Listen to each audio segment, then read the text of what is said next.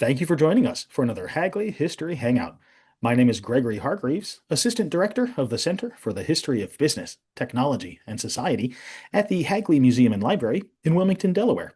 Now, as you know, during these History Hangouts, we like to bring you some of the great work being done by folks who have used the historical collections held in the Hagley Library, especially scholars who have received support in the form of research grants and fellowships of different kinds from the Hagley Center. One such scholar joins me today. Lee McGuigan is assistant professor at the University of North Carolina at Chapel Hill. Lee, thanks for speaking with me today. Thank you for the invitation. Oh, you're welcome. Let's start by painting with broad strokes, so to speak. What is Mhm. it you're researching and writing about? So the project that brought me to the Hagley collections is one that's still in an early stage of development, in that it's a historical project that will probably take me longer than I'd like to admit. Um, But generally, I'm interested in the ways that corporations communicate about their own histories, sort of to publicize their traditions, values, legacies, etc., to various audiences and publics. And particularly, I'm interested in the ways that that is manifested through like the official or authorized corporate biography, right? A book that's produced in some cases by a professional historian, either employed by or commissioned by the company to represent, the history of mostly large companies, but not exclusively large companies. And so what I'm interested in is sort of I look at that as a form of public relations fundamentally, and how that sort of literary form of public relations has changed over the course of the 20th century. Do companies approach the publication of their histories differently today? How does that relate to things going on in the economy and politics and culture? Because sort of the presumption I have is that, I mean, the very fact of companies investing in this sort of public relations and then the particular ways that they try and tell stories about themselves gives us some insight into the way that companies see their place in culture and society, the way they understand the audiences for these types of media.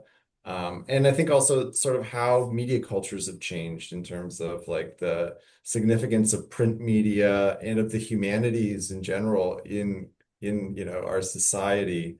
Um, can we read some of the changes in those broader media and cultural dynamics by looking at how companies talk about themselves historically?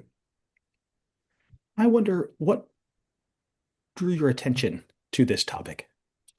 I think probably what it was the very first term paper I wrote as a PhD student.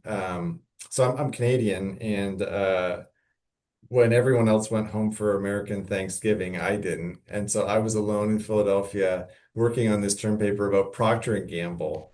And one of the sources I got to read was they have a couple authorized biographies, I think, or at least one for sure. I read a couple of these, like, very hagiographic, sort of like, wow, what industrial genius created the rise of the Procter and Gamble company. So I got interested in it from that way, and then that was kind of my on-ramp into more historical research on media and political economy. And over the course of writing a book about the history of technology in the advertising industry, I just became more and more interested in the ways that companies tell stories about what they do. And so in the course of that, I had seen some of these examples, and I found them just to be like really interesting media artifacts, and wanted to know more. I have a lot to learn. I am genuinely, in the discovery phase of this research of like figuring out the mechanics of how the production of these texts goes.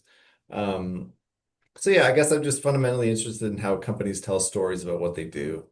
Yeah. Mhm. Is this primarily, say, a 20th century phenomenon, or what's the sort of chronological scope of your study? Yeah, see, I'm trying to get my hands around all of it. That's mostly where I'm looking. And I think I'm picking up the story in the first third of the 20th century when public relations starts to be sort of formalized as a normal part of business for particularly large companies like, General Electric, General Motors, DuPont, stuff like that. Although I think, the practice goes back longer than that. I mean, I think the Hudson's Bay Company was probably writing about its own history for a few hundred years. But this is where I'm picking up my primary focus of looking of like the high modern era of industrial capitalism and the public relations and institutional advertising that went along with all of that and trying to track it. Partly, I come at this as really a scholar of media.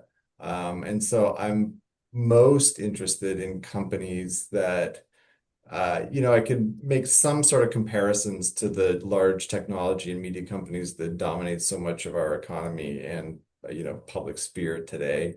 Um, so I'm especially interested in companies like, RCA, General Electric, which, eventually had like a large contribution to broadcasting in the US. DuPont, which was a major producer of entertainment content as well. So, you know, part of my difficulty with my project is figuring out like the scope of it and whether or not I'm trying to tell a story that like try to capture the whole uh, space of like corporate histories or whether I'm going to try and tell a story about corporate histories looking at some particular areas. And realistically, I'm probably gravitating toward the latter of those. So I don't have like great answers for like telling the whole story of the corporate history. Mhm. But hopefully, I'll have some interesting things to say about its rise. And I presumed fall, although I found in my research that there's more of these recently than I would have thought. Hmm. So that'll be interesting to learn more about. Quite.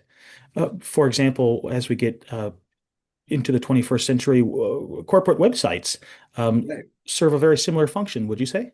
Yes, and that's one of the things I'm interested in is seeing the transition in the mediation of the corporate history, from like I think you know this that like lots of them were like these huge like tomes, right? Like a 5-pound book that was donated to the boards of directors of the company as opposed to like circulating in popular culture to something that's obviously going to be written with a different audience in mind when the idea is that anyone surfing the web might go and learn about the history of these companies. And some companies have very elaborate sort of historical portions to their websites rich with multimedia and so on.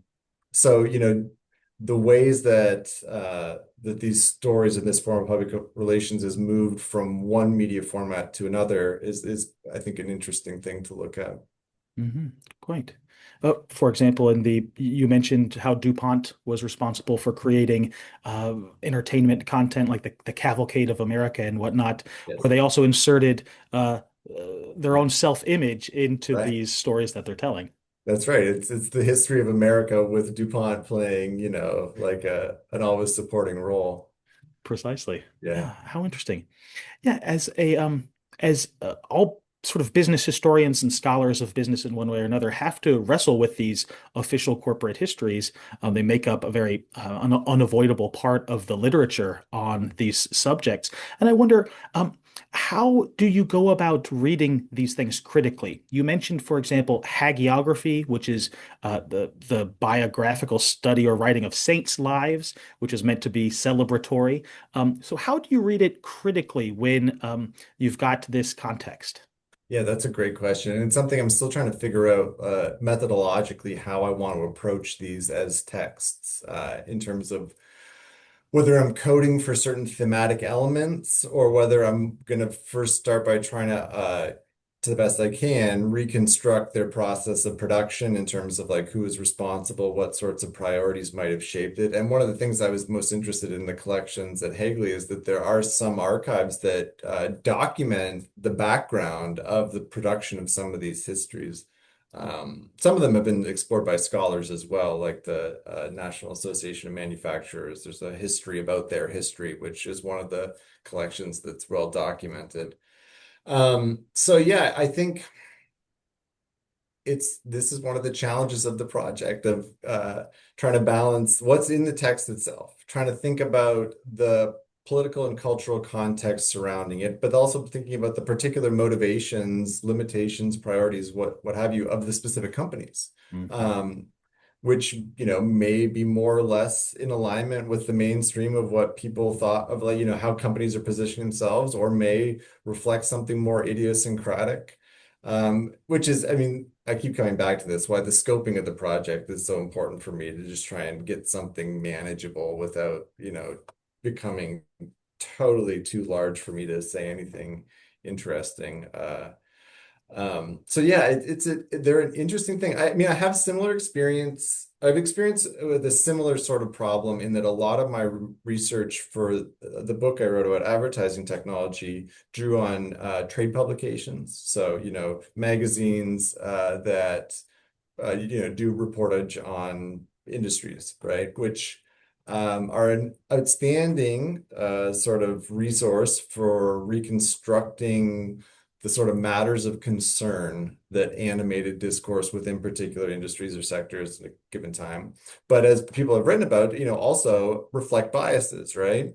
A magazine that focuses on the broadcasting industry is going to look different than one that focuses on print media, right? And similar, you don't have to go too far to find broadcast news, for example, that just excoriates social media. And it's like, well, you can understand why, right?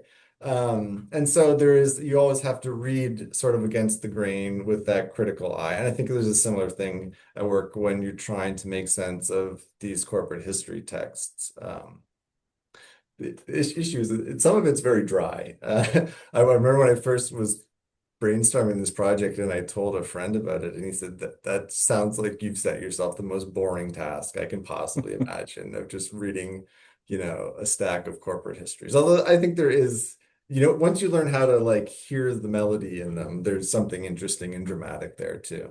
Hmm. Well, could you give us some illustrative examples of some of perhaps especially interesting or especially representative examples of corporate histories? Um, in terms of like the style of the writing or in terms of the companies that I'm most interested in? Well, I suppose in either way. I mean, I did really enjoy the Procter and Gamble one. If I remember correctly, it's called It Floats. And Procter and Gamble, you may know, is like the biggest supporter of ad support of commercial broadcasting and media in America throughout the 20th century. They were the number one advertising spender, and second place wasn't especially close. So the book itself is like really in an advertising sort of idiom, which I quite like. And it's not a particularly long book, if I remember correctly. It's been a while since I looked at that one specifically, but it was very much in the style of like an inviting promotional prose, which I find very interesting. Um, by contrast, I've looked at some by telecommunications companies, like there's a large one from MCI and Motorola that are much more like straightforward.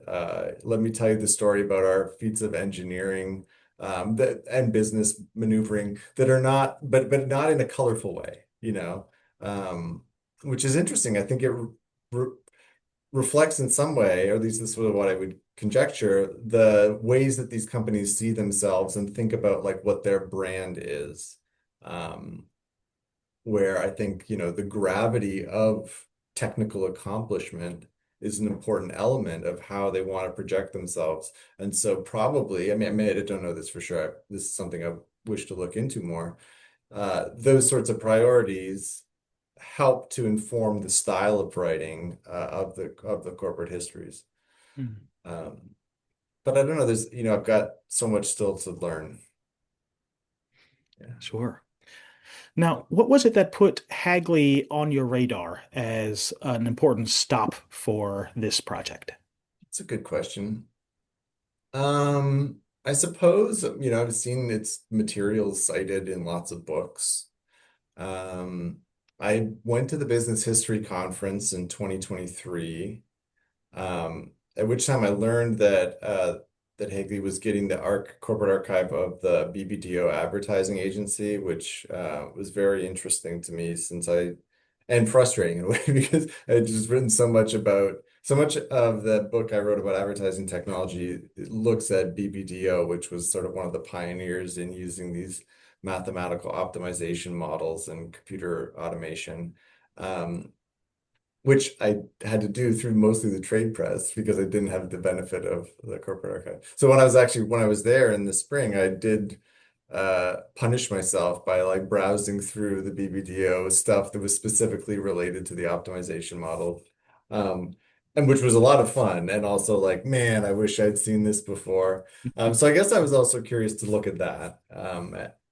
Um, so yeah, I mean, I guess it's just it's a great place to go for business history. And like I said, some of the companies that I'm most interested in because of their both their size and stature within the political economy and the culture of America, and the fact that they are in some way insinuated into either technology or media industries and sectors, like I said, RCA, GE, and so on.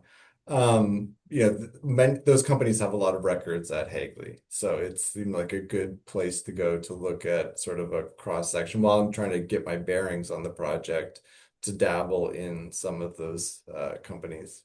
Mhm. You had mentioned uncovering documentation of the process of a corporation having its own history written. Could you perhaps unpack that a little bit for us? Well, so I think the stuff I saw the most about was so the National Association of Manufacturers, which is a very large trade organization. There is quite a bit of correspondence between some secretarial staff there, some research staff there within the organization, and a PhD student and then professor, I think at the University of Michigan, who was like trying to get them to hire him to write the history. As I saw it, I scanned the records, but I haven't gone through all of them.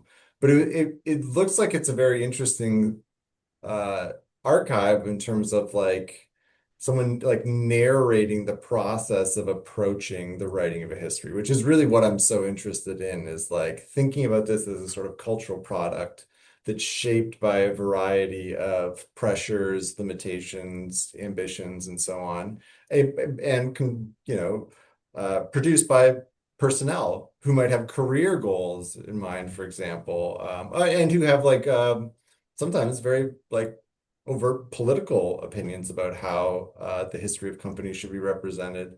I mean, if I remember correctly, in this case, the author in question, felt strongly that business history needed to be written in a different way than some of the more critical histories he was seeing elsewhere. Um, the General Motors also has an interesting example, and again, there's a whole book about this that I haven't read yet. I just recently discovered this, but Alfred Sloan was writing a book about the history of about sort of his experience of the history of General Motors. And if I understand correctly, he basically wrote it, and then the company was like, "We can't publish this," and until there was like a bunch of sort of uh, revisions made to it to make it less a corporate history and more, I think, just his story of General Motors. So that's another interesting one that I look forward to digging into this year. Mhm. Now, what might make writing a corporate biography or corporate history distinct as opposed to, say, writing a biography of an individual or other sort of adjacent or comparable pieces of media? That's a great question. And I mean, probably there's something to learn by, rubbing those two things together and seeing what kind of smoke they make. Because I think, I mean, certainly part of the rise of corporate public relations had to do with bestowing this sort of sense of personhood on these large companies, especially as they transition away from being run by founders and their families and towards being managed by, professional administrators and so on. And this is well documented in lots of books, like Roland Marchand's books and others. Um, so, I mean, I think there is probably, you see elements of that in some of these, of trying to paint the corporation with a personality. I maybe probably some that don't do that so much. I think some of it's going to have to do with the intended audience of the book. As I mentioned, some of these were just written for shareholders and for boards of directors. Some of them I think were meant to circulate a little more widely. And I found some that are not so much book length, but pamphlets, Mhm. sometimes like really richly illustrated. And in both cases, as I understand it, often these books were invested in like quite lavishly. They're even the dry books are very good looking. They're well bound. They have images, all the sorts of things that go into making it sort of um, a nice object that I think, so much of it, my sense is, at least this is my sort of working theory, is particularly in the early phases of corporate public relations, is communicating something about the solidity of the companies, right? That like I don't think it's by accident in some cases that they produce large books that are meant to look imposing and suggest to you that this company's been around for a long time, that this company is as a pillar of society in a sense, right? Certainly that's what a lot of corporate public relations was trying to do in the first half of the 20th century. And so I'm curious to see how that shows up in these books and whether that starts to change more as you move, as the status of print media, changes, right? As like the idea of like a reading culture changes, as the status of professional historians and like public humanities changes. These are all things that I'm sort of interested in exploring more. Hmm. Well, Lee, it's a really interesting project, and I look forward to reading your official history of official histories when you're all done. Thanks. It's going to take a while, to be honest. Well, we've got nothing but time. So thank you for sharing. And for the audience, if you would like more Hagley History Hangouts, more information on the Center for the History of Business, Technology, and Society at the Hagley Museum and Library, you can join us online. You can visit hagley.org. That's HAGLEY.org. Don't be a stranger.